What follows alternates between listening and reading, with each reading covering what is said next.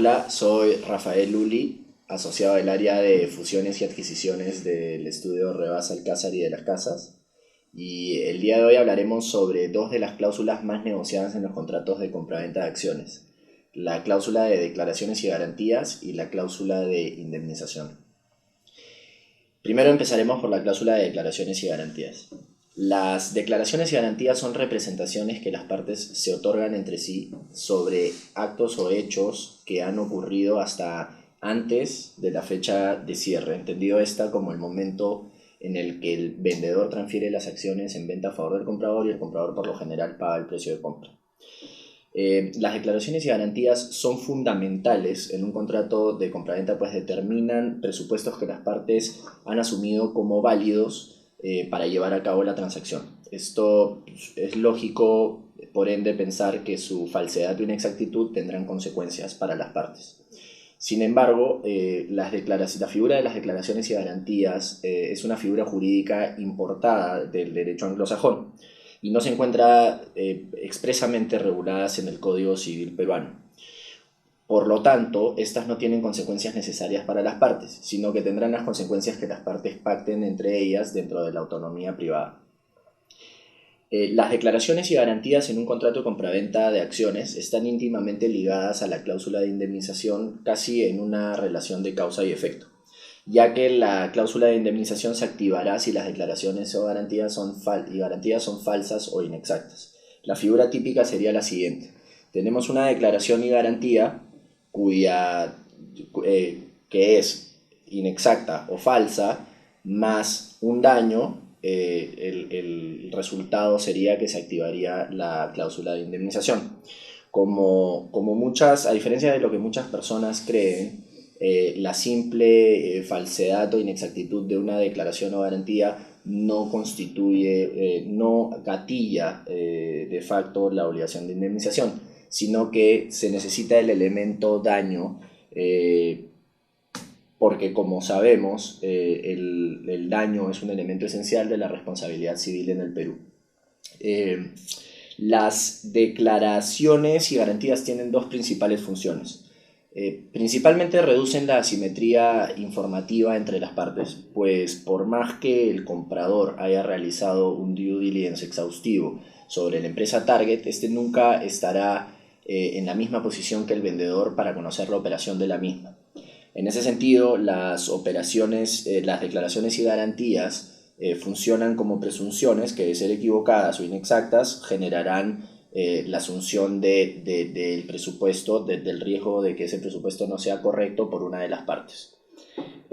Imagínese si no tuviéramos las declaraciones y garantías en el contrato de compraventa de acciones, los costos de transacción serían altísimos, pues el vendedor tendría que hacer un due diligence casi infinito sobre la empresa target. La segunda función principal de las declaraciones y garantías es que éstas permitan una clara asignación de riesgos entre las partes. Esto quiere decir que si una parte otorga una declaración y garantía a favor de la otra sobre un acto o hecho determinado, que dicho acto o hecho se cumpla o sea incorrecto o una contingencia se derive de la inexactitud de la declaración, esa contingencia va a ser asumida por la parte que otorgó la garantía.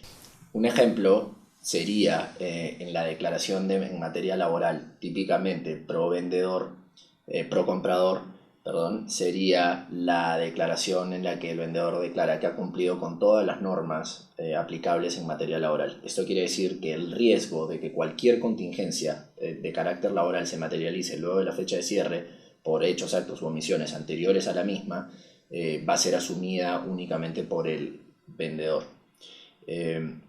Luego tenemos que las declaraciones y garantías se pueden catalogar principalmente en dos subcategorías: las declaraciones fundamentales, que son las declaraciones que están íntimamente ligadas al objeto del contrato. Esto quiere decir que versan sobre la capacidad de los contrayentes, sobre la ausencia de conflictos para celebrar el contrato, típicamente que han obtenido todas las autorizaciones corporativas, societarias, del estatuto o convenios de accionistas para celebrar el contrato, y que tienen, en el caso del vendedor, la propiedad libre sobre las acciones, y que en el caso del comprador tiene disponibilidad de fondos para adquirir las mismas. Últimamente en el contexto nacional se están agregando declaraciones FCPA o vinculadas al lavado de activos y financiamiento del terrorismo en calidad de condición de declaraciones fundamentales, porque estas típicamente tienen un esquema indemnizatorio particular, como veremos más adelante. Las declaraciones operativas, además de las declaraciones fundamentales, tenemos las declaraciones operativas, que es la segunda subcategoría. Las declaraciones operativas ya están ligadas propiamente con el negocio y las actividades del mismo. Las declaraciones operativas versan sobre cumplimiento de la empresa target sobre leyes aplicables en materia laboral, tributaria, ambiental y regulatoria, licencias, permisos sobre los activos principales, propiedad sobre los principales activos del negocio, ausencia de litigios, entre otras que las partes puedan incluir dentro del esquema de declaraciones y garantías. Las declaraciones y garantías pueden tomar a su vez distintas formas, como vimos en el ejemplo laboral de hace un rato.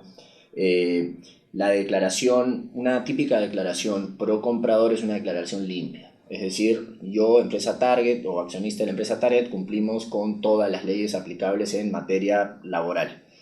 Típicamente el vendedor va a tratar de calificar o reducir el scope de la declaración correspondiente, sujetándola, por ejemplo, a conocimiento del vendedor, este cumple con tal legislación o la otra. O cumple con la legislación en materia laboral, volviendo al ejemplo que hemos estado utilizando, en todo aspecto sustancial.